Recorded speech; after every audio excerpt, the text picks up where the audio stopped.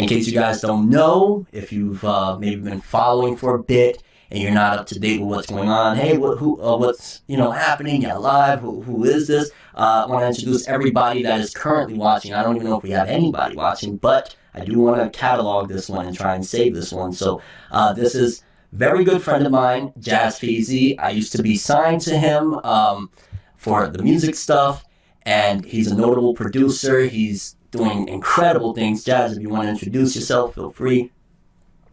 What's going on? I do a lot of music, working with T.I., working with Drake, do a lot of stuff in, I guess you could say in terms of like shows, Empire, Fox. I just do music. I'm literally just a music nerd that just loves sounds and predominantly use Fruity Loops.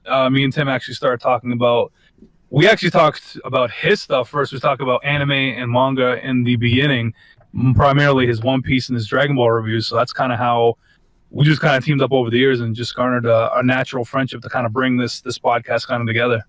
Yeah, I'm noticing we have like this endless loop on the screens, so that's something we're gonna have to figure out. We will. I think there has to be a way where there's only one of your OBSs, so it'll just be you once, and then it's just whatever you're looking at. Okay, let me see. I'm just trying to think what else. It's fun. It's not the worst thing. It's like Cell and Goku. This is just, we're watching all of our instant transmissions go across the screen. Okay, I think just now people are getting the notification because I'm now seeing people coming in. What's going on, everybody? Welcome to the test stream for the Awesome Day podcast. I know it looks a little rough right now around the edges. We're trying to sort it out. We got a couple people in here. Yeah, Twitch stealing this bread. What's going on? What's going on? Let's see, we got Ben the Joe, we got Sneaky Boy. Yo, Saggy Bones, what's good? Saggy Bones, longtime supporter of mine. Thank you for coming through, bro. Always showing support. So we got a few viewers up in here. Yo, what's good? Danny Luxray, another longtime supporter. Thank you for coming through, bro. So yeah, I guess honestly, let's do a true test instead of just doing, I know the visuals ain't all that right now. We're getting set up. What's up, Dynamic United? What's going on? Happy to see you in here, bro.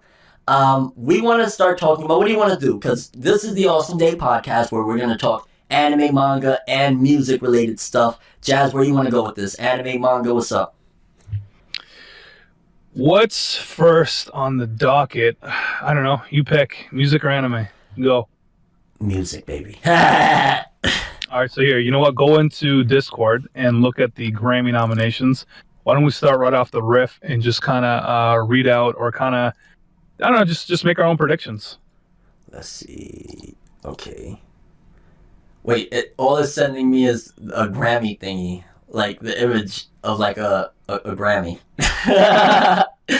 Really? If you click on the link and scroll down, if you were to go in your browser, here we go. Another one. Yeah. You go to more. It says read more, and then you'll be on the first one, General Field Record of the Year. Okay, how do we get to Record of the Year?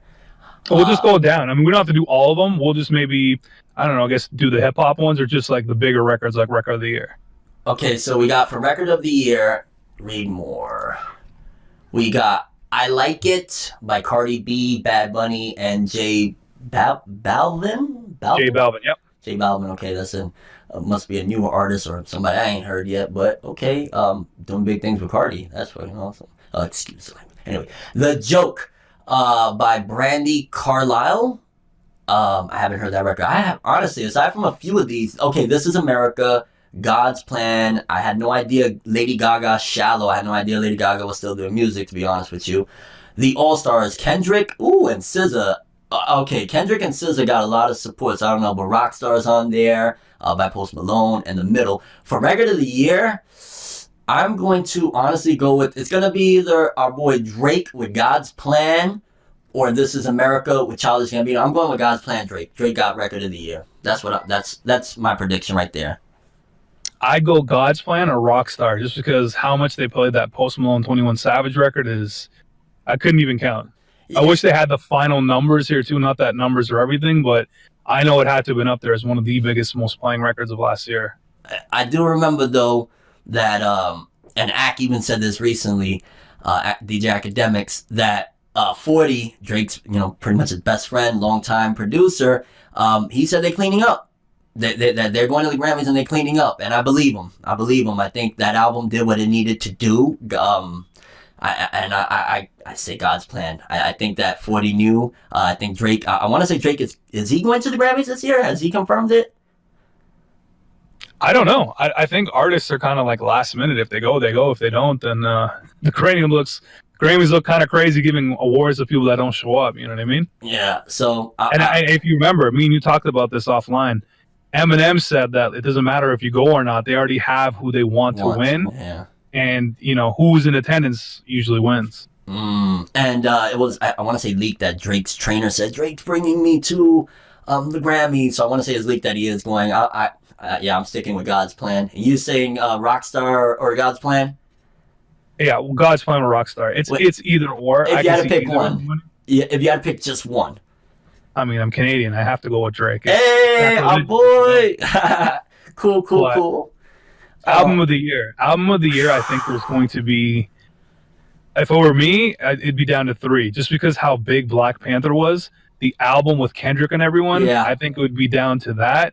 Again, Post Malone with Beer Bottles and Bentleys, and Scorpion, obviously Drake. But if I had to narrow it down to 2, it's going to be Scorpion or Black Panther. Of course, I'm... Don't count Cardi out. Don't count Cardi out. No, but I'm talking about for the most plays and just notoriety and quotables. This is my opinion. You can have a different one. I'm going with Drake Scorpion. Drake Scorpion? Yeah, honestly, I still believe 40. They're cleaning up. I mean, I ain't gonna lie though. Cardi did have a huge year. Cardi is the face of New York at this point. And because they put all of this. It's not only just it's everything. It's the whole total package when they put this. And yes, album of the year, but the impact that album had on the culture and stuff like that. I do think though, I'm not gonna say Cardi because I still stick with Scorpion. But I think if it wasn't for Drake dropping that big project this year or last year, I think Cardi probably could have taken it because Beer Bongs and Bentleys was a big record or a big album, and Black Panther was huge. But Black Panther, because it's a soundtrack, would album of the year? When's the last time they give album of the year to a soundtrack? Is that a common thing or?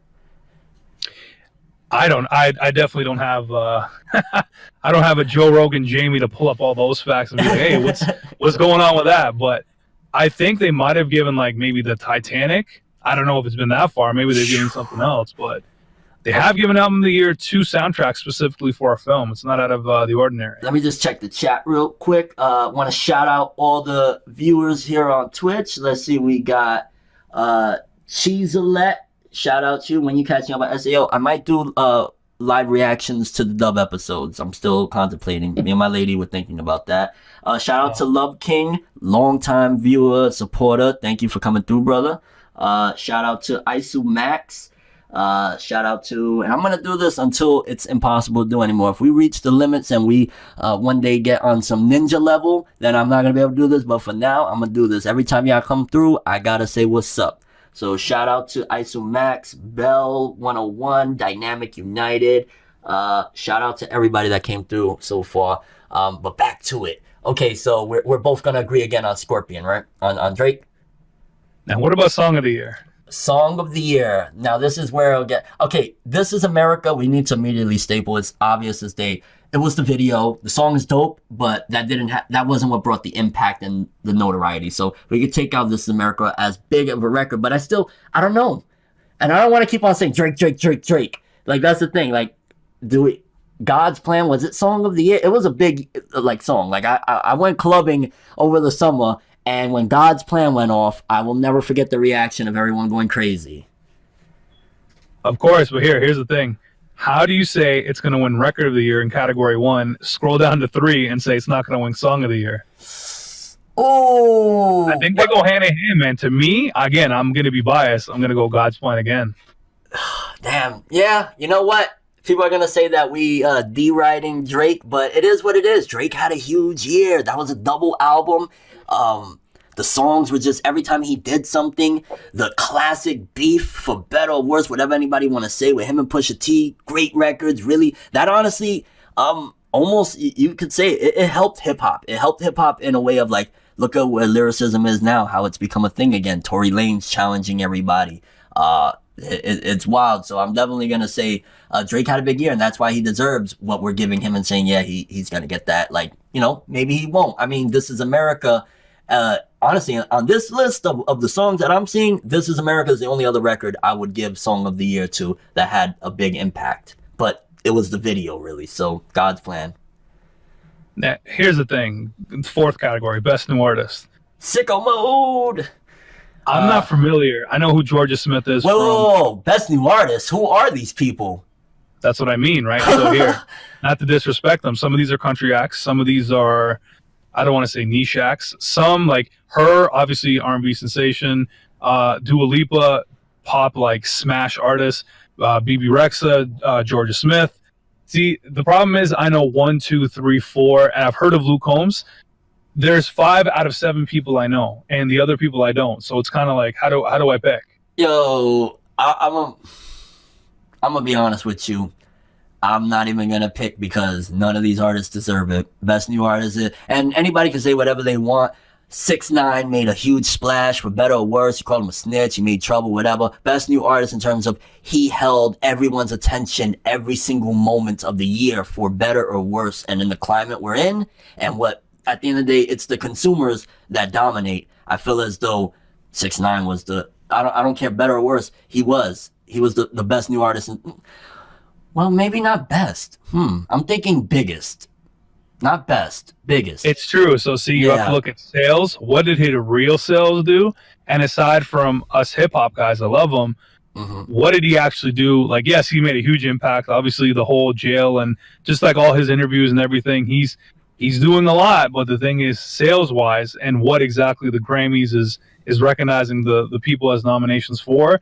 Did he do enough to get recognized? Okay, that was just a trash opinion of mine. What am I even saying, bro? Like, I love 6ix9ine for the antics and shit like that, but musically is a whole different story. That was a trash opinion of mine. I'm sorry. I love 6ix9ine again for what he's done and where he came from and shit like that. But we're talking Grammys, we're talking prestigious quality. No. No, wrong. I feel that was a trash opinion, though. I love 6ix9ine, but I love him for different reasons, not for Grammy reasons. Like, if there's something like biggest splash, okay, give it to him. No. Go read the thing. Is eligible for the year release achievement of a breakthrough in public consciousness and notable impact. Oh, then tell me. 6ix9ine.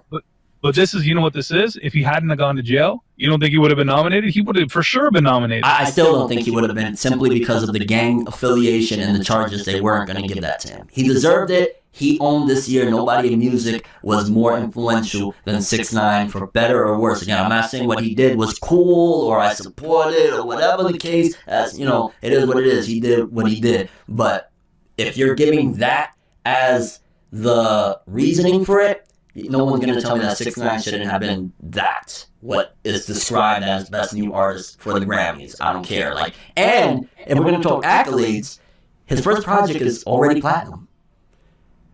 Of course. Now, not to sidestep, that's only 4 of 84 total actual picks. Unless we want to streamline and just go, okay, we're going to pick this, and this. That's a long thing. That's almost like a 3-hour podcast going in deep discussion of what should win. Yeah, but let's look at it. Okay, in terms of like, yeah, I don't know, because I'm just looking at hip hop acts. I'm not thinking I'm thinking like, okay, a Block Boy JB or a Trippie Redd or any of these dudes that they've had incredible years. But in terms of like what this describes, again, I look at 6ix9ine. I think honestly, the 6ix9ine of 2019 predictions is definitely Blueface. Blueface completely took that whole wave. It's Blueface now. And on a hip-hop scale, that's what I say. But again, this is artist in terms of on a big spectrum, not just hip-hop. I feel I'm not even qualified, honestly, to give my opinion on this list simply because they're excluding the culture that I'm predominantly into and I predominantly care about. So, yeah, I don't really care for this list. I think this list is, being 100%, I think this list is trash. And for best new artist, none of these people deserve it because what that signifies, achieved a breakthrough into the public consciousness and notably impacted the musical landscape. None of them impacted anything that I've actually seen, heard, or cared about, or their image for that matter. So don't really, best new artist, this is trash. Trash. I'm still gonna go Dua Lipa just for the premise of how many songs she's done, whether it's her own stuff or DJs. But that's obviously just my opinion based on that. If we want to skip, obviously we're not worried about best rock. Whoa, hold on, real quick, because RNR16 said this list is not trash. Laughing my ass off. The best new artists I'm specifically calling trash right now, by the way. And let's, again, because Jazz pointed out something incredibly important about this, their criteria. Because the criteria is where we're getting the results from, right? So if this is an artist will be considered for best new artist if their eligibility year releases achieved a breakthrough into the public consciousness and notably impacted the musical landscape. What? Who? When? And again, I'm very, very in tune with what people are listening to. I know what's hot and what's really changing, what records. Why isn't, okay, we're not going to talk about, let's just say because 6ix9ine or whatever, or the Blue Faces, but there's still incredible new artists that came through. Trippie Redd, again, another artist, he makes great music. He was a great new artist. Why isn't one hip-hop act on the best new artist when hip-hop is the number one music genre? Why? That's why. We don't have last year's thing, right? Remember, this is the physical year of all of 2018, maybe 2017, because Trippie's been around for maybe 1 or 2 years at least or more. Maybe he was nominated on last year's thing. But he was a freshman. But it's still best new artist. It's who has most impact, right? I don't know. Listen, I can't tell you, like, unless I know exactly what the Grammys are nominating for, I don't know what specifications, because Luke Combs has been around for a while.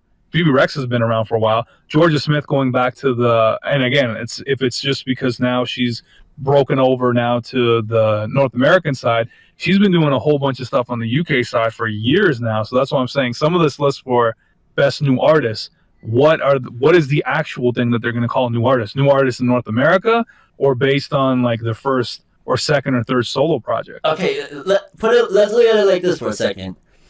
The public consciousness, right? So that's basically the people, right? Can we honestly say that any of these artists has really impacted the people?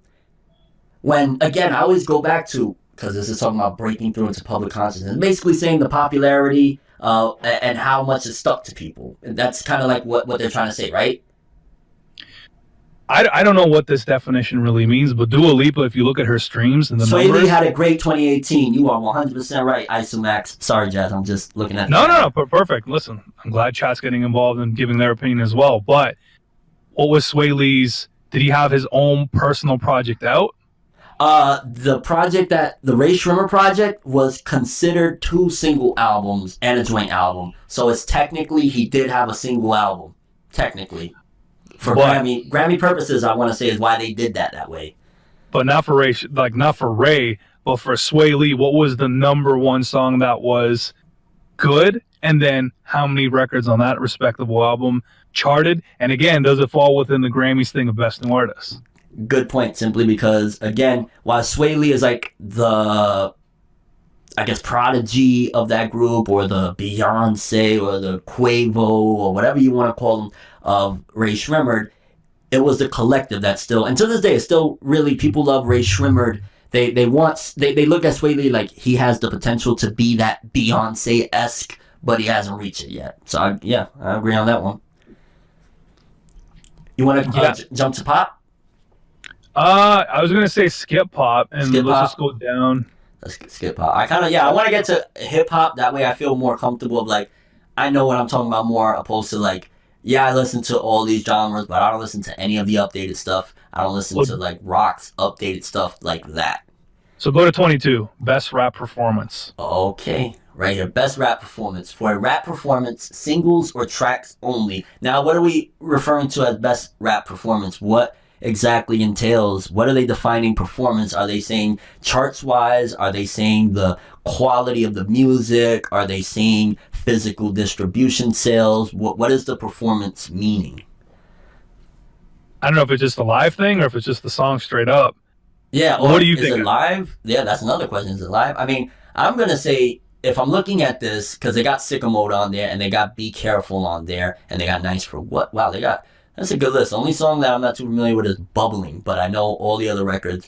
Um, I'm gonna just say for performance, what they're referring to is the quality mixed with the sales of the singles and tracks. And quality is subjective, obviously, to these people. You can't see the names? Somebody said they can't see the names. Oh, I'm like right in front. I'm gonna move it over. My fault, people. I apologize. Yeah, if you move over to the right, no one cares about the 2019 Grammy Awards. Complete the thing on the 1, 2, 3, 4, 5 on the right side. I apologize, people. Okay. There you go. Let's see. Let me just move it slightly over right here. Okay, so I'm going to, for best rap performance. Oh my God, am I gonna give Drake another one? Cause Sicko Mode. I love the Be Careful record. I love Be Careful by Cardi. I'm not a fan of Nice for What. I think it was a cool record. I think Drake did his thing. It's more for the ladies. I'm not gonna be sitting there like, yo, why be Nice for What to that dude? You know what I mean? It's not for me. So I can't say Nice for What, but give it to Travis. Because it's Travis records anyway. Sicko Mode, Travis Scott, and Drake, and Sway Lee, and Big Hawk. I don't know Big Hawk. It's probably the other writers of the other vocals listed on the song. Okay. See, this is why it's great to have Jazz here, because he has all this freaking knowledge. I'm like, what? And he's like, oh no, it's probably the writers, because he's been through stuff like this. He knows this. He's a vet right here. I think King's Dead is a really good record, but if I were to say, like, if a record were to play, right when you hear the first trumpet on Sicko Mode, it is synonymous with, like, that's a Travis record. If that's your guy at, like, Coachella, whatever, you're going nuts. But then the beginning of Nice for What, when you hear that sample, and I don't know, man. I'm going to be biased, man. You can say whatever you want. I'm going Drake, Nice for What. What? Yo, this is the Drake Awards now. I don't know. Hey, anyone has a different opinion, 2 people can get online and do their own podcast and send me the link. I'll watch it. Okay, let's look at the chat for a minute, because the chat got a lot to say. Let's see. Okay, Blood Knight Gaming, he said, let's be real. The Grammys is a joke. How is Kamikaze not for album of the... I forgot about Kamikaze! Why isn't Kamikaze on there? Holy shoot! You have to ask the Grammys. I'm not the Grammys. We're reviewing a list that is in front of us. Yo, wow. Okay, let's see. One Bubble. 6ix9ine was 11 for 11 on Billboard. He was number 1 on Spanish Billboard. Thank you. Why isn't 6ix9ine? Politics all day, clear as day. Okay. Let's see. Can't see. Nice for what? Isumax said nice for what? What do you think about JID? I think JID is freaking awesome. I hope to collaborate with him in the future. And honestly, for some reason, the forces that be said I might. You never know. JID, I think he's an incredible artist. I think that Dreamville has something special. I think he was probably the best artist on the XXL freshman cover. And really dope artist. I really mess with him. What about you, Jazz? What do you think of JID? He's good. I want to hear obviously more from him. I mean, it's just one of those things that the more repetition and the more music you hear from someone, then you can really divulge into, okay, what's next? 'Cause here's the thing. I'm going to go back to play devil's advocate. As everyone loves 6ix9ine, 11 for 11. Okay, but how was the actual album on that whole project? What songs other than the singles did you like? And then what did you do with the other records? I'm too biased, because honestly, me and my lady, when we get in the car, we put on that Dummy Boy album and we go wild. So I'm the wrong person, Jazz. Fair enough, but when he's 69, 70, he gets out and gives you that album 2, then we see what happens. It would be album 3 technically. His first project went platinum. The second one, it probably will go platinum because it was a huge project. So hey, it'll be album 3, okay? Give him that much. Fair enough. But who do you pick off of the best rap performer? You already picked, right? You already said Sicko Mode. That's right. Yeah, I go Sicko Mode. I mean, look, Travis is performing Sicko Mode everywhere. It's true. You know what the problem with this list is, and just us reviewing in general, we're basing this on Sicko Mode today, and the record is more fresh as of, what are we at? We're at February 9th of 2019. Mm-hmm. Do you know how much God's Plan and where and when and how many tours and how much that played?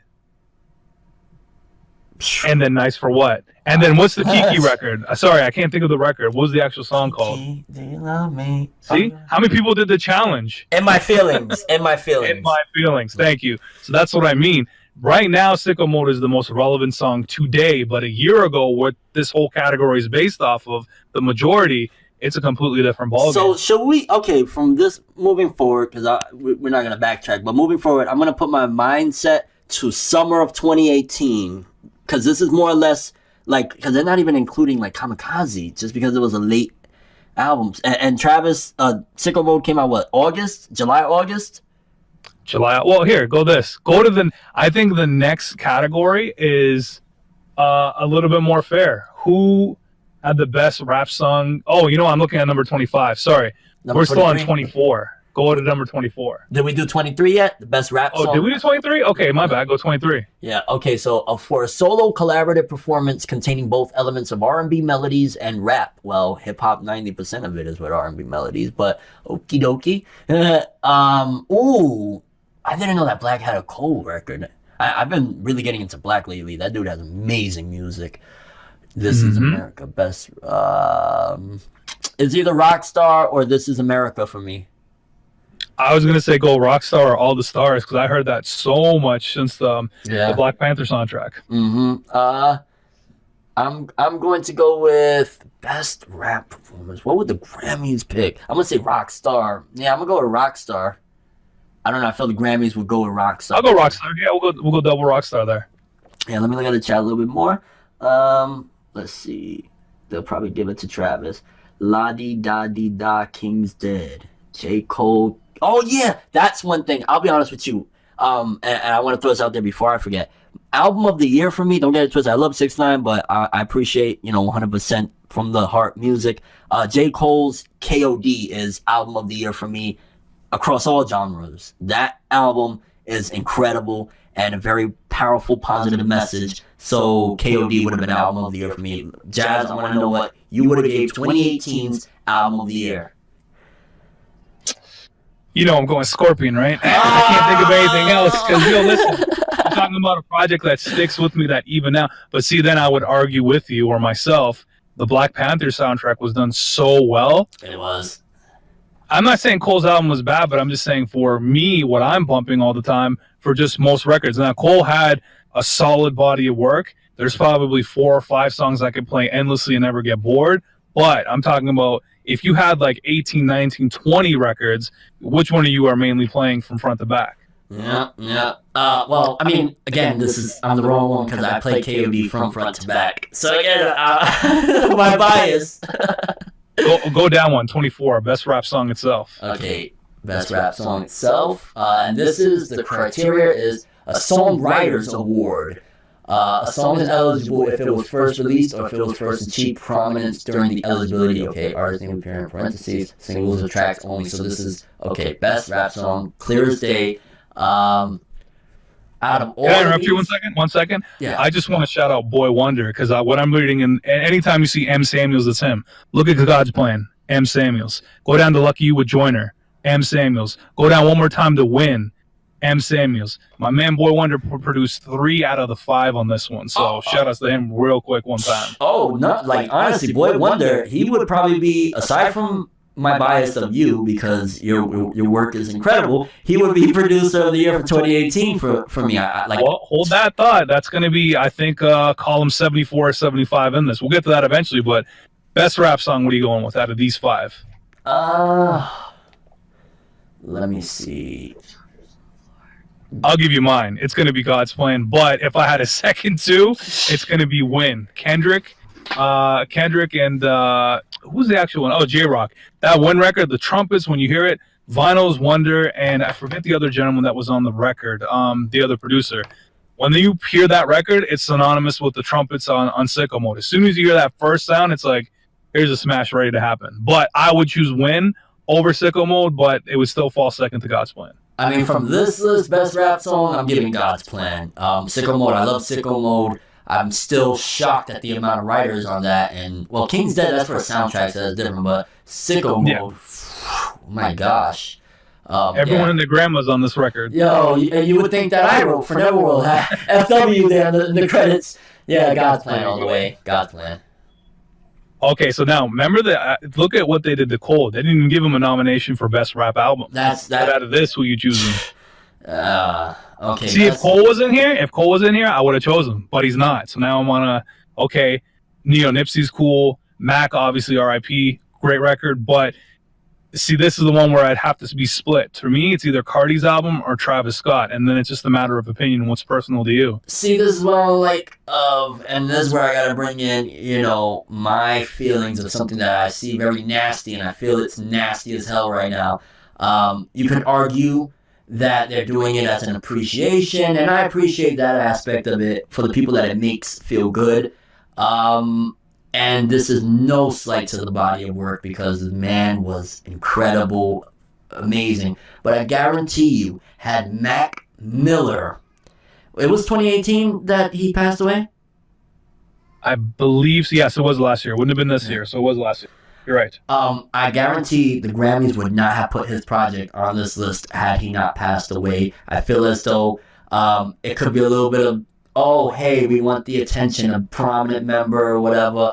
I'm going to look at it for all intents and purposes, because I don't like to look at the world in a disgusting way, that, hey, it's cool, but I still see, hey, they wouldn't have done that for him. And why is it that it takes an artist or a creator for them to pass away for people and companies and organizations to recognize their greatness? Why can't you recognize someone's greatness while they're alive? Why is it that you're deriding somebody for saying that they're great, or that you like their work, or you think they're an awesome person? And that's something that really doesn't sit right with me on this number 25 best rap album, is that Mac Miller, had he not passed away, I will bet my Manga collection behind me, the Grammys would not have given him the honor of being on this list. I mean, the three albums in the middle would be what almost anybody would say. Any one of those would be best. Like Invasion of Privacy, I love that album. It's not best rap album. Astroworld, love that album. I don't feel that's best rap album. It's sold great, all that good. Kudos. Travis Scott's the biggest thing in the world. Daytona was great. I got tired of, and I respect Pusha T, so it's hard for me. Like, I respect him as a lyricist and everything, but I'm not into hearing constantly every record about, you know, drug dealing and stuff like that. That's just not me per se. I don't want to hear that all the time. I listen to Biggie, but Biggie will give me a story of him, you know, shooting somebody in retaliation, a story of him dealing drugs, a story of him doing this. Daytona felt like it was an EP of old tales of when Pusha T was pushing powder. So that was no, it's cool. But you look at the thing what they've even given you. Album contains 51% of rap recording. So that means you could have sang the whole thing, as long as the majority of it at 51% is more rapping. So that's kind of trash.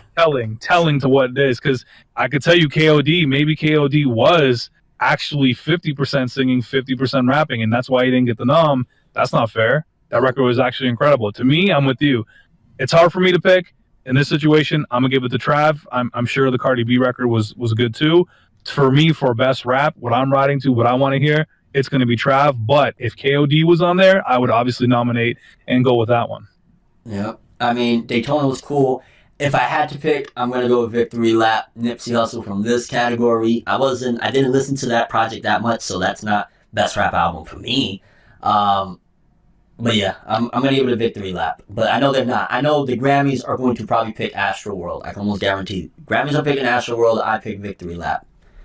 I'm scrolling down because we're definitely not going best country album. None of us have knowledge, unless there's something you want to tell your fan base right now. Yo, I listen to country music every day. Okay, so my phone died, so a lot of the chat has disappeared from me, but I got two new ones. Isumac said, Travis, based on the options. Blood Knight Gaming said, I want someone to tell with a straight face that they're not giving it to M because he called them out. I mean, that's clear as day. Wait, but he thinks the album deserves the best of rap, though? Oh, no, not best rap, but he deserved the nomination. Yeah, the nom, I'll give him that. Yeah, I mean, obviously, like, you can't call out the company or the industry that's, okay, I don't like you, and then you can't get the Grammy nom afterwards. It's probably not going to happen. Okay, so I'd say that's a good segue. Well, not a good segue. This is a terrible segue, but I do want to include, because this is the Awesome Day podcast featuring music, but also featuring anime and manga. So, is there anything else on the list that we really need to go through? We got a producer! Hold on. Go number 70. We'll go to 70, and then I'm good. I don't know too many of I forgot about producer. Other than that, I want to make sure this man gets his rightful due, but then also look at the other nominations. Producers trying to see how hard of a category it's going to be to win, but who I'm going to go pick with. Oh, no, producer. The producer is just as, if not more important than the artist, especially in 2019. You could argue they're more important than the artist. So we have Wonder, Boy Wonder, we have Larry Klein, we have Linda Perry, we have Kanye West, and we have Pharrell. Now, I totally forgot Kanye produced like the Tiana Taylor project, the Nas one, his own, Kids See Ghosts, and then the Pusha T project. That's almost 5 to 6 albums. Yeah, that's a lot of work. I'll give him that. I'm going Boy Wonder a billion %. I'll give Kanye a nod for you put in a lot of work, but how much of that, like Ye. I liked Ye when I heard it. I thought it was a cool album. I thought he did a cool EP. I look at it as an EP. Nobody's gonna tell me different. Was it of the quality that we want from Kanye West, the Jesus Walks creator, the Can't Tell Me Nothing creator, the College Dropout? Like, was any of those works really? Because for me, I'm looking right now and I'm speaking solely on quality mixed with the success that these people all have, seemingly, because I've never heard of, I've heard of Linda Perry. I've heard of Larry Klein. Okay, never mind, I've heard. So they got notoriety. And that's where it's like Kanye, if all of those projects were like everybody was screaming and praising them, give it to Kanye.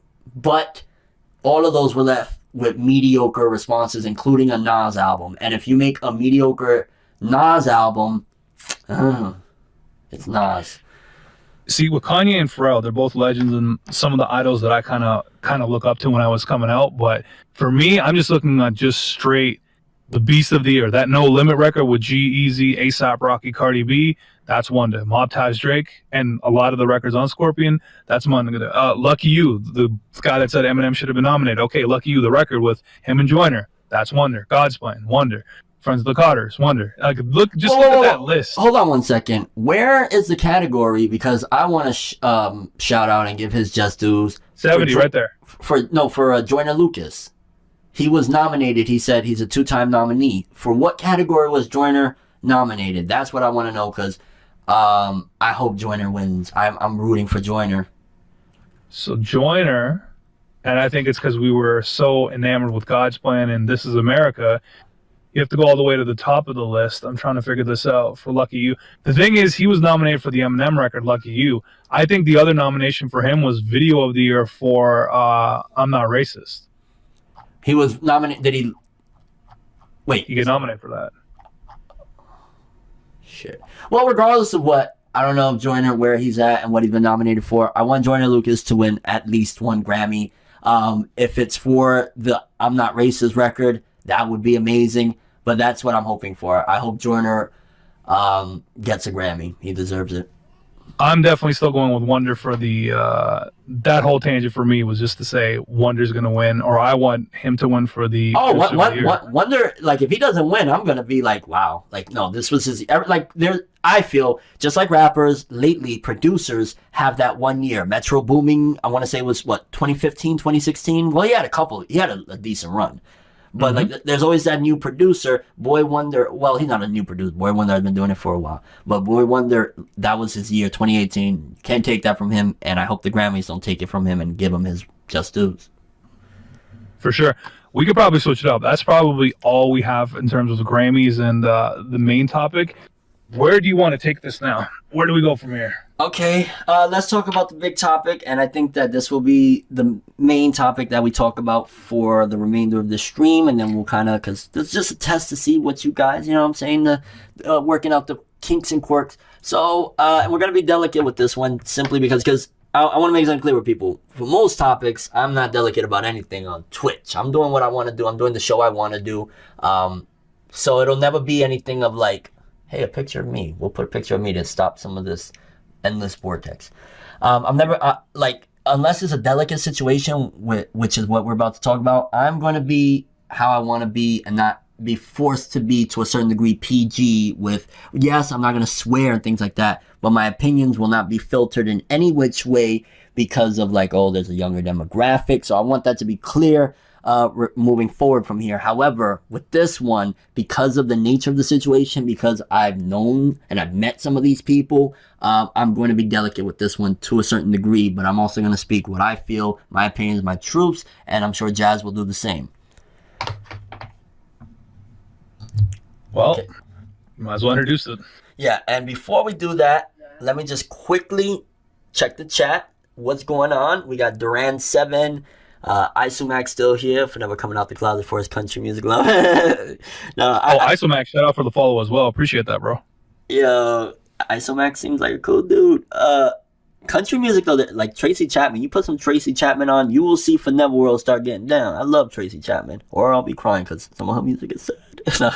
Okay, Fornever still a little new to Twitch. You'll fix it up soon. Yeah, we will get it all done. Again, this was just a test stream. We wanted to show you guys a little bit of an idea of what our show was going to be like, the Awesome Day podcast. I'm not even going to lie. I am having a blast. And ForneverWorld on live stream is hard for ForneverWorld to have a blast because I get nervous about, like, oh, I hope I don't mess up or whatever. I'm having so much fun right now. So expect the Awesome Day podcast, baby. We here and we're here to stay. JazzFeezy, ForneverWorld. Absolutely. You know, the funny thing is why we decided to do this, we usually just talk like this offline on the phone anyways. And I'm like, why don't we just do this on a show? It's the same bullshit, but everyone can kind of hear like, hey, what are we trying to talk about? And just, I don't know, just our opinions. Because again, there's so many podcasts out there, but this is, it definitely kind of merges the two worlds into one. Mm-hmm. Well, let's see what else in the chat real quick. What's up? Someone named Chris. It's been a while since I've seen you live on Twitch. Yeah, it's been a minute, but Monday, Wednesday, Friday, 1 to 3. Monday and Wednesday, it'll just be me. Manga Monday, where we'll catch up on the latest jump. I'll read the chapters live and all of that good stuff. Wednesdays, whatever Wednesday, I'll be here playing video games, talking about anime, things like that. Nothing too serious, nothing too, you know. But Friday is the special show. It's the Awesome Day podcast. That's where Jazz will join me, and we'll talk about anime, manga, and music, the current events, albums, and projects that we're listening to, manga and anime that we're into right now. One Piece will be a big deal. We will have our One Piece discussion, so any One Piece fans, please feel free to stick around, because Jazz is a huge One Piece fan. He loves One Piece. Y'all know One Piece greatness, baby, so expect that. And yeah, let's just quickly go through the last bit of the chat so we can talk. Yeah, we're gonna talk the Vic stuff here in 1 second. Let me just get through the chat. Apex Legends, I want to play that, man. Anime Manga for Life. Talk to Ak. Ak is dope. Shout out to Ak, man. Ak is inspiring, bro. He breaks down barriers for digital content creators every day, and I respect him to the fullest. And he's a great and really awesome dude. So shout out to him. He's a busy dude though, so you never know. Anime, manga, music for life. Hey. Yeah, we're moving forward, Dynamic United. Mute your Twitch echo. Is there an echo? Is it from the phone? Or maybe, hold on. Might be a setting in there. I'm not too sure. It might be that I have you kind of up. That's the problem, maybe. Maybe I'm leaking into the microphone with the headphones. Can we get a protest going for amazing Yu-Gi-Oh game for once? Wait, what? Okay. Yeah, I don't know. Shout out to Fornev, blessing upon blessing, man. You already know, bro. So with that being said, we're going to talk about something really serious that is affecting the anime community, the manga community, and all around it. And that's that voice of Vic Mignogna. And I'm going to give everyone a quick timeline as my daughter decides she wants to make noise. Shout out to my daughter, Morgiana. Honestly, if it wasn't for her, things like this wouldn't happen. I do this all for my princess. So, well, not all for my princess, because I have a blast. I'm not gonna lie. So it's a perfect match. But yes. So the voice of Broly, Vic Mignogna, he's the voice of Edward Elric on Fullmetal Alchemist. He was accused of being inappropriate with fans. You know, hugs, kisses that were unwarranted, unsolicited, and things of that nature. I've heard, and this is where I'm going to be very clear with people, since almost I started talking about anime on YouTube, 2010, I've heard rumors about Vic Mignogna being not that nice of a person and being inappropriate. This is, we're in 2019. I've been hearing about this since 2010, and I'm only speaking my truths and my opinions. This is not me accusing him or saying he's guilty in any fashion. Nothing in here will be of Jazz or myself saying that he is guilty or anything, because nothing has come out. We're not trying to slander nobody. We're simply giving our opinions on the facts of what is currently out. So being clear as well about that. He was being accused of that, and you know, it was a big outbreak. Funimation started replacing him, which means more likely they're not going to work with him moving forward. They replaced him on a show as executive producer. Rooster Teeth has replaced him on Ruby. He's not on there anymore. Ruby's very big. Hot Topic. You go to Hot Topic, you will see Ruby everywhere. So he's starting to get replaced. He comes out at a convention in, I want to say, Milwaukee, and apologizes, very teary-eyed, says it's a misunderstanding. He's just or not that he's just inappropriate. Let me be very clear. He said it's a misunderstanding. When he sees 1,000 fans want a hug, it doesn't mean that everybody wants a hug. And that's what his explanation was, and he was teary-eyed. And I ain't gonna lie, I feel for him. I feel for him. But then voice actress of Bulma comes out and accuses him of doing something to her. She hasn't spoken exactly yet because it's a sensitive subject, and I wish people would understand that, because I feel like some people, or a lot of people, are coming at Monica Rial, voice of Bulma, very hard. And in a nutshell, where we're at right now is she came out and accused him of doing something. She says she's going to speak her truth when she feels ready. And voice of Vegeta, Krillin, and a few other notable voice actresses say they stand with Monica. Voice of Vegeta even went as far as he's been insinuating certain things on Twitter, such as saying, hey, do you want kisses, for soft kisses on the cheek from the voice of Edward Elric and things of that nature. So that's where we're at right now. I want to know, Jazz, because I've spoken a lot about this over the past few days. How do you view all of this? Where do you see this going from here? What do you think is going to happen? And how do you feel, or what do you think the outcome is going to be for every party involved?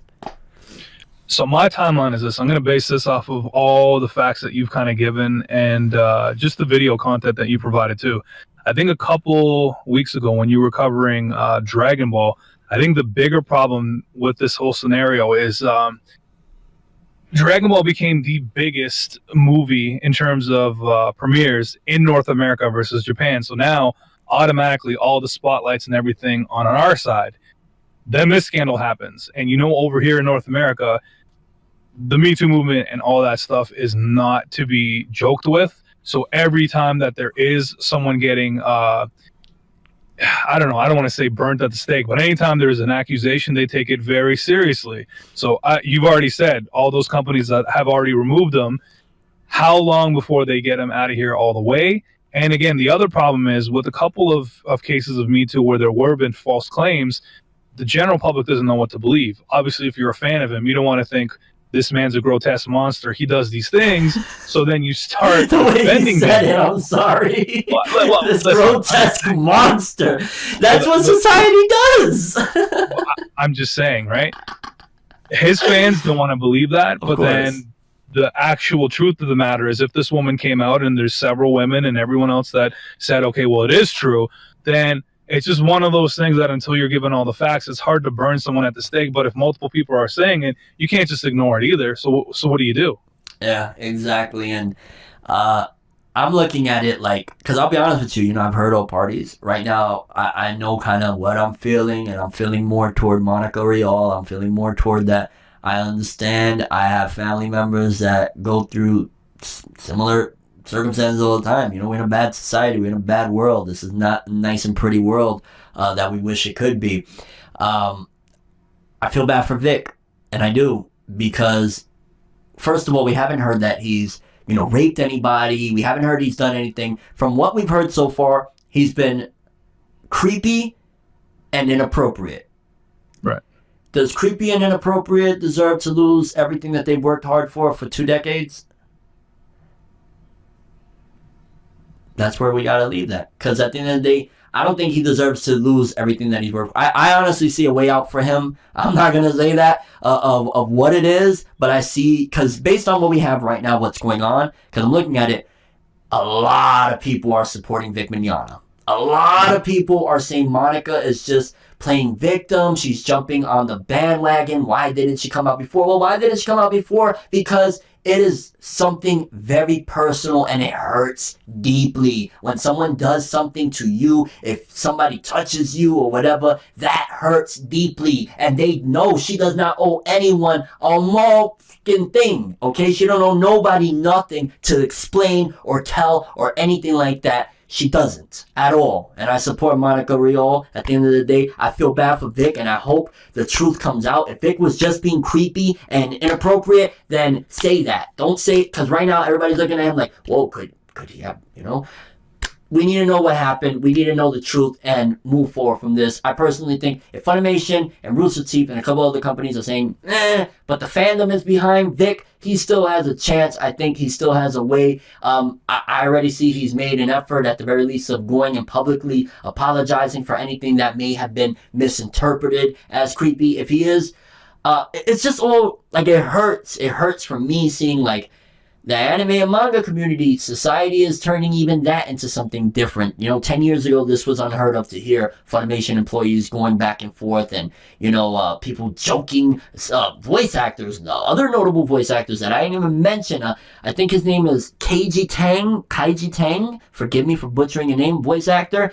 He's joking about that he can make a good Edward Elric impression, call me, when a man's life is ruined. So it's messed up and all around. If he did something to Monica, she got to live with that for the rest of her life. If Vic, moving forward, if he can't get no more work and they shun him out of the anime industry, he has to live with that for the rest of his life. So who really wins regardless? The fans now. Dragon Ball just finally exploded. Anime is reaching that plateau that it needs to in order to continue to thrive and change. It's terrible. We all lose. We all lose no matter what. We lost already, and it's a shame. Yeah, I guess we're gonna have to stay tuned, and obviously when I'm watching your YouTube channel to get all my news and stuff for anything anime and manga related, yeah, I guess it's just gonna have to be one of those stories that's covered as it unfolds, because we're only at this point. Let's see if there is any convictions, any more people coming out, or what actually ends up with the story. Let's take a look at the chat, see what people are saying about this. Yeah. Okay. Shout out to Forever Blessings to you and family. Thank you, Dynamic United. Isu Max says he trusts voice of Bulma. Super Saiyan 2 Trunk says below the belt hugs. Yeah, he's silly. Dynamic United said the dude's career is probably over. Isu Max said he was misunderstood, but now people are coming out, so it's just a bigger mess now. Yeah, it is. Let's see if there's anybody. Super Saiyan 2 Trunk says he's about to get an R. Kelly documentary. Oh my god. Oh no! Hugs from Broly documentary coming soon, bro. Oh no! Oh my gosh, your chat is savage. Danny Luxray said, "I didn't really buy that a grown man didn't know when to stop hugging people. I appreciate what he's done in anime, but I don't know what to think." Yeah, and that's understandable, Danny. At the end of the day, it's a really weird situation. It's awkward. It's like, man, Dragon Ball, everything is going so good for this culture. Why? And Shady X, what's up? He said, props to you for taking a side and not acting neutral, especially when it's something this serious. Like, yeah, don't get me wrong. I'm supporting Monica Rial, but why can't people support Monica Rial and not burn Mr. Vic Mignogna down to a cross? Why can't we? He may have done something wrong. She's hurt, and I support her. But let me just support her and tell her I support her. Why you gotta say I support her and I don't even want to say anything if people take it the wrong way. ForneverWorld's encouraging bad behavior? No. But, like, how about not attacking Vic and just supporting Monica? Or how about not attacking Monica and just supporting Vic? How about doing that?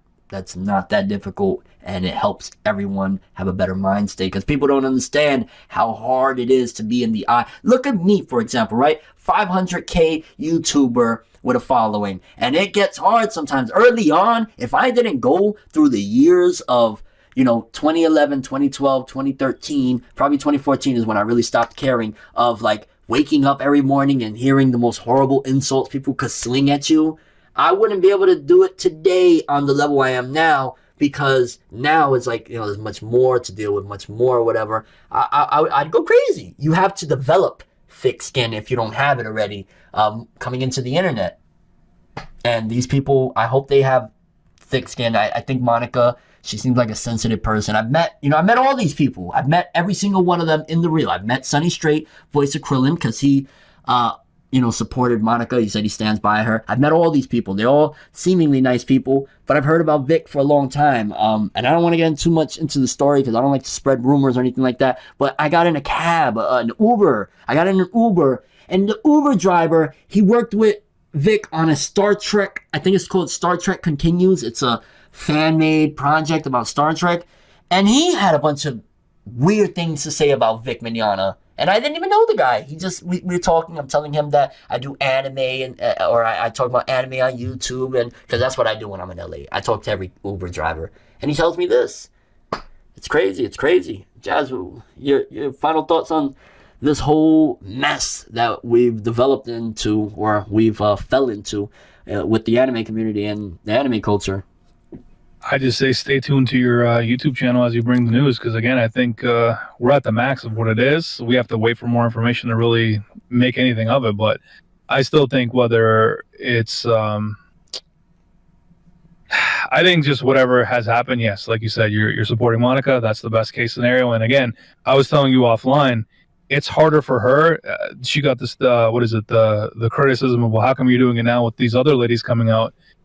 Those other ladies had that incident happen. They go away. It's done and over with. Yes, the thing that happened is still there, but this lady still has to see this guy at conventions, has to see this guy at work, has to see this guy in studio to film scenes.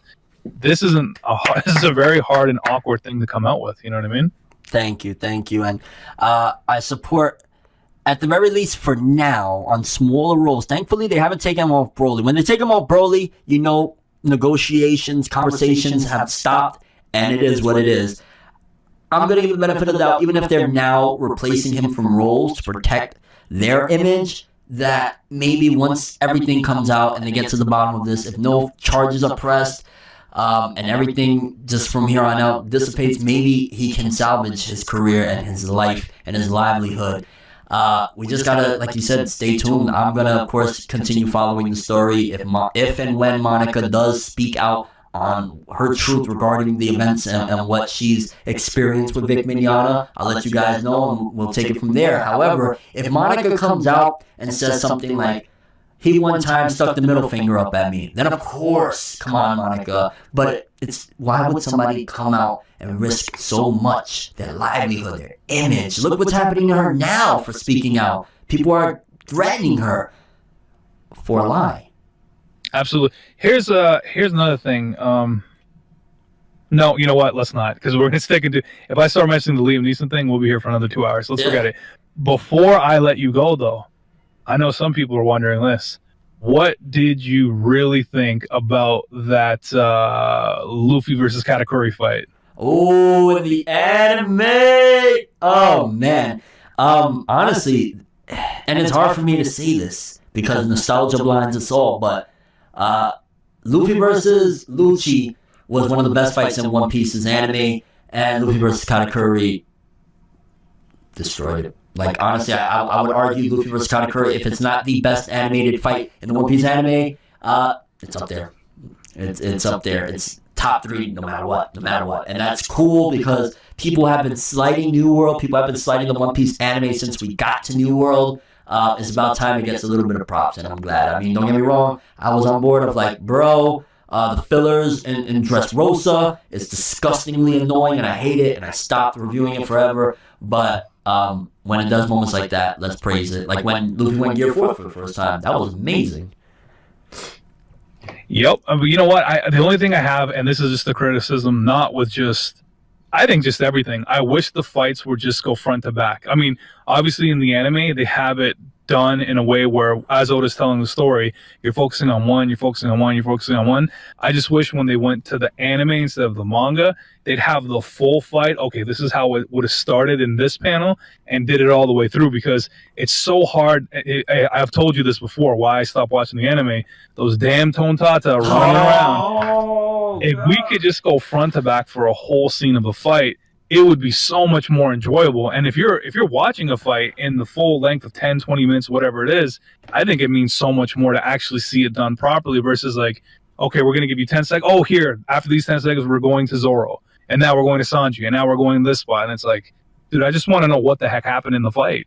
And Oda picked up that habit, because I want to say he didn't really do that like that. because this stems, of course, from the manga. Oda doing stuff like that too, teasing us so hard and then switching over. It was a time, and this is from experience that I can speak of, where I remember Naruto, One Piece, and Bleach, and possibly other series in Shonen Jump. This was a trend that the authors started, where, like in Naruto, he would build up Kabuto and Sasuke versus Sasuke and Itachi versus Kabuto, and it's like, oh, the fight's about to go down. Oh no, but we gotta go back to Naruto training. Oh, we gotta go back to this or that. I can't remember exactly what was going on at the time, and then I remember I'm reading One Piece, and the same thing's happening, and then I read Bleach, and the same thing's happening, and Oda seemingly stuck with that because it's one of those mental algorithm things of keep them wanting more. Keep them wanting more. Put cliffhangers within chapters that aren't over yet. You know what I mean?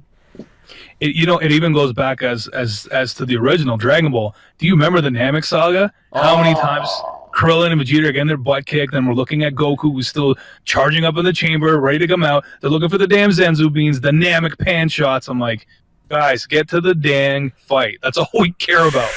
The pain. Okay, well then, also I want to take, because Oda, don't get me wrong, shout out to Eiichiro Oda, man, puts 21 hours a day into his work, never slighting him, respect to the max. There's not many that of course. built. But let's actually place majority of the blame, if we're talking about the anime in particular, on Toei Animation. Toei Animation, the way they animate, the weekly process, I understand now, and it took me a while to get it. Because I love having an episode of my favorite show every week, but I get it that if you have that, you are bound to run into garbage. You are bound to run into filler. You are bound to run into terribly animated episodes. Toei Animation, I'll never forget anime they try to throw out their World Trigger. Bro, I thought I was watching a slideshow, okay? Dude, you got to look at your chat. Your chat is exploding with multiple opinions. Okay, let's see. Let me go up a bit. Okay, we was at the longer. Props to you for taking. Okay, Saggy Bone says the longer he does not take legal action, if this is mostly slander, the less I can give him the benefit of the doubt. Okay, that's true. That's another way to look at it. I haven't seen many people taking that look. Babacar1234 said, this first live stream just follow you today. Thank you for following. I really appreciate it. I hope we entertain you. Lump King said, Twitter ads are annoying. I'm back though. Yo, you be in and out here, boy. What you doing? Let's see what else. Babacar1234 said, I need proof before I believe Monica. Really? I mean, but you don't see any sincerity in any of what she's saying and what she's risking? Danny Luxray says these type of things never go away even if someone admits they were lying. Yeah, that's the truth. It's always the first story is the most important. I'll give you it falls into anything in life. If I talk about, let's just say people in the chat, I saw somebody was saying they want me to talk about Kingdom. If I make a Kingdom video on Monday, if I make another Kingdom video on Thursday, let's just say the Monday video got 30,000 views, that Kingdom video on Thursday is getting like 3,000 views because people only care about the first exposure. Not that they only care. That's the most that they're going to care until you get another big spike and something incredible happens. That's why with albums, look at the whole sophomore jinx. It's not the sophomore jinx, is that people are attracted to their first experience and taste compared to, second run, he's not the new kid anymore. He's not the Ash Ketchum trying to become Pokemon Master. It's true. Ace of Max has actually a very, very interesting point at the very bottom. The long-running series part. Let me see. Long-running series.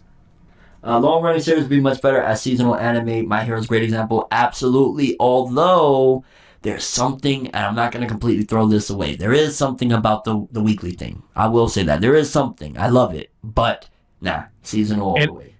In his defense, that's why Attack on Titan is good, is you have the seasons. Because remember after the first season finished and how everyone's like, yo, where is that season 2? What are you guys doing? And it was years. I don't even know, probably 10 videos of, hey, I heard a whisper. A Japanese exec farted and it sounded like he said Attack on Titan was coming back. It was that serious, man, because of the way that they left that crazy cliffhanger, and unless you're reading the week 2, sorry, not even week, that series is a month or every other month. the covers, you're just sitting there in limbo, like, man, like, what's happening next? Is this Aaron Yeager guy serious, or is he complete trash? Saggy Bones, we will in the very, in our premiere episode, if you like, bring it up again, and we will discuss the Liam Neeson incident and the Kingdom manga. I will give you my thoughts. I mean, I only read like a couple chapters. I thought it was awesome, and I just kind of didn't follow up. But we will talk about that, but that's going to probably drag for a minute because there's a lot to say with the comparisons and different things. So we'll just remind us in the next one, and we will. And because we're going to wrap this up right now. I know Jazz probably got a ton of things to do. Like, this is very accomplished producer. I didn't give him enough credit early on in this stream. Please, come on. He's, worked with Drake, Lil Yachty, Rick Ross, Empire, the TV show. Like, this is that dude, okay? Like, and he definitely deserves a lot of respect. He worked with me on my projects in the past. Awesome dude, and I'm really looking forward to the Awesome Day podcast. Yeah, I mean, listen, everyone, tweet at Fornever. Tweet at me. I mean, if there's any topics, there's any formats that we should have, let us know, and we're totally down. Again, this is just kind of like the prequel. I just wanted to get in here kind of thing and just start working out the kinks, and then once we actually get episode 1 starting next week, like I told him, we'd like to do an hour, 2 hours, whatever, but if we get crazy response and there's just a lot of stuff to talk about, if this lasts like a 4 or 5 hour stream or podcast, then so be it. I'm here. At the end of the day, that's how these conversations are. I pick up the phone, I call this guy, I go, okay, I got an hour to kill. 7 hours later, we're still talking on the phone. I'm like, whoa, we gotta go check on our kids. All right, later. Yeah, we have those too. So, but yeah, I'd like to thank Jazz for accompanying me in the first episode. I'd like to thank the chat, or what is this? Episode 0, we're going to call it. We're going to pull a One Piece when they put that Shiki episode. Episode 0 of the Awesome Day podcast. Thank you to each and every person in the chat. Isu Max, Saggy Bones, Danny Luxray, Gameboy 98. Are you going to play DB? Yeah, we're going to play a lot of games. I'm going to be playing on Wednesdays in particular. You'll probably see a lot of fighters. Since season 3, I don't even know. I didn't even finish 2, to be honest with you. I heard it turned bad. But yeah, I'll be talking with you guys all day because I really, really love this. I hope you guys become regulars because I love this. And I'm not going to lie, I've been guilty of losing passion in certain aspects of talking online and doing different things. But this is quickly revitalizing a lot of it. And expect a lot more from myself and the awesome JazzFeezy. Also, let these guys know, if Fridays 1 to 3 works, that's fine. If more people want to watch it live and they have a preferred time, we can work with them that. I mean, again, we just said 1 to 3 because we're like, all right, well, Fridays, that's both of our kind of like down days where we have a little moment to take everything in and have a conversation. But if it's easier Saturday, Sunday for these guys, listen, I'm down for whatever you think. Whenever I kind of follow you on this one. Yeah, honestly, because I know people like late night stuff too, or not late night, but maybe they can't miss it. We'll definitely have the on demands regardless, because I think that's very important. We don't X out our base that can't catch the live ones, so we will have the pre-recorded ones. And if enough people say, yo, we really want maybe like a 6 to 8 on Fridays, or we want we want Saturday streams too, we want Sunday streams, the more people want it, the more we're gonna be like, yo, why not? This is fun. I love talking with you guys. You guys have been very interactive in the chat with some great things to talk about. And yeah, if you guys even have topics, tweet us. We're going to open up a Awesome Day podcast Discord, and I'm going to need people to manage that. Maybe I'll have a few of you if you guys are interested in managing. This is going to be fun. I am so excited about this journey. You excited, Jazz? Come on, tell me you're excited. Oh yeah, like I said, this is a normal form conversation for us. So what's the runtime on this? 1 hour and 9 minutes? That's light work. This is a small combo for us. Oh yeah, this is just light work, and especially as getting adjusted, it's gonna a little growing pains, but I promise you we will get it up and running. You guys see gameplay, of course. Jump Force, baby. Jump Force PS4. If you guys want to play with us, when Friday, when we debuted the real episode 1, we're going to be playing Jump Force on the PS4. I might even get it for PC down the road. Anybody that has PS4s, work with us. I know the Xbox crowd is going to feel left out, and I apologize, but I'm not an Xbox guy. I'm a Sony guy. Come on, man. I love Japanese things. All right, I'm a weeb. But let me jump in. Listen, any Fortnite people, any of those guys, Apex, we're going to, like we said, we'll start off with Jump Force. Obviously, I'm an avid player of Fortnite. add me, JazzFeezy. It's literally the same thing. Let's get some runs in. And like I said, at the end of the day, he's on PC, I'm on PC, Xbox, whatever. At least Fortnite, we can play with everyone. And if we get slaughtered, hey, on to the next. I want to get into Apex. I want to get into Apex because I think that this is where a lot of things are heading. But also, since everybody's new to Apex, I'm not a good Fortnite. I suck at Fortnite. I played it maybe 10 times. Apex, everybody being fresh, if that blows up and everything and that becomes a big thing or whatever, it'll be fun because people are more noobs to Apex than they are to being veterans at Fortnite. Like you would just be dragging a dead carcass with me playing Fortnite on my team, okay? I'm trash. Listen, I'm not that great at Apex either, but listen, rely on your chats. All these guys that are from the anime, manga, music army, we look to you to carry us. yeah, definitely. Any PS4 guys, we are going to be on Jump Force on there on Friday, 1 to 3 p.m. But like Jazz said, we will be playing Fortnite, we will be playing Apex, and we will be playing a lot of other games. I mean, I got My Hero Academia, I got Black Clover. The more you guys suggest and the more people want, the more we're going to deliver because that's how we do it, baby. Awesome Day Podcast! Yes, sir. We got to get a soundboard. Oh, dude, there's so many things that we could use for the soundboard. Oh, my gosh. Yeah, and I guess let's wrap it up there. Thank you, everybody, for joining us. I really can't wait for the first episode, but Monday, you will be able to catch me. It'll just be me for Manga Mondays. I'll be from 1 to 3 reading the latest chapters from Jump. I'm trying to stay away from doing the whole thing. I know a lot of people are still kind of being a little grimy where Shonen Jump is $2, $2 a month, and they're still reviewing the early chapters to each his own. I think I'm done with that. I think Mondays will be my day because why am I going to? There's one thing, okay, you want to read it, fairs, whatever, I don't really care. I have a problem with, like, you're supposedly for the industry and you're basically giving the middle finger because you want views. When Shonen Jump, at this point, there is no reason you can't wait 2-3 days. The chapters come out mainly on Friday.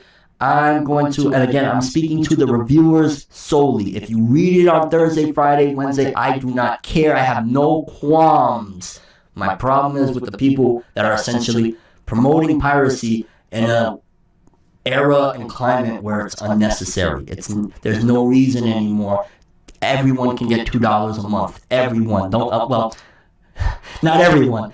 90% of people that have internet connection and live at home with their parents can get $2 a month. And I really hope people support it. And this is not paid for by Shonen Jump. Although Shonen Jump, you should cut the check. Me and JazzFeezy will be promoting you a lot. I'm just saying. No, I agree with you, man. I say the same thing with all other producers and just VSTs and stuff. Me, myself, ever since I started getting more and more into it, I buy all my stuff, not only for the purpose of if you have videos on music, FL Studios, Pro Tools, and Inspired, they see that, they're yanking it offline. And don't be surprised, as you said, Shonen Jump starts doing the same things. For $2, if you can't wait till the proper Avenue and translations comes out, I think I talked about you. This is why I actually started watching your videos to begin with. I'd be reading a chapter of One Piece and Luffy's talking about, my guts are open. And I'm like, that is not the translation. I go to your video, you would review it, and that would not even be in there. So I'm like, oh. My guts are open. Oh. Right. But in the age of piracy, why are we still doing these early chapter reviews when, hey, wait till your Monday, get the legit version, and support the money that you're making from your community? I'm with you on that one. Yeah, it's a new day and a new era. And, yeah, I mean, people want to be stuck in the past. I'm moving forward, and I'm doing things my way. Honestly, I think the weekly review thing is not done. I will be talking about all those chapters of those series, My Hero, Black Clover, but why not wait for, maybe 2-3 chapters came out, and a big chapter came out, and ForneverWorld was going to talk about 3, or let's just say Deku. I'm like 15 chapters behind on My Hero. I don't know what. Let's just say Deku got shot and lost an arm or whatever. Yeah, I'll talk about that. I'll make a discussion about that on Mondays when the chapters come out. Sure, but I think the old idea and the old model is over. It's done. The ride was fun of getting Naruto out before everybody and getting 200-300. 2-3 million views, all that. It was great. It's done. It's time to grow up and mature and realize that there's more important things than what we need right now with the extra 100K of views that you're gonna get on your, or extra 50K probably you're gonna get on your video by putting it out earlier. You don't need to do that. do the right thing, and you'll be rewarded in the long run. Yeah, man. Evolution of ForneverWorld. That's just what it is. I support that 100%. Yeah. And we're gonna wrap it up again, though. Thank you to the chat. The 17th wrap up. I love it. Yeah. Saggy Bones, can't wait. What? Just knock something over. Saggy Bones, I can't wait to see you again. Lump King. Everybody. I don't want to keep shouting everybody out. It's just that I love you guys so much. Thank you for joining me, Jazz. This was the Awesome Day Podcast. And as always, people, have an awesome day.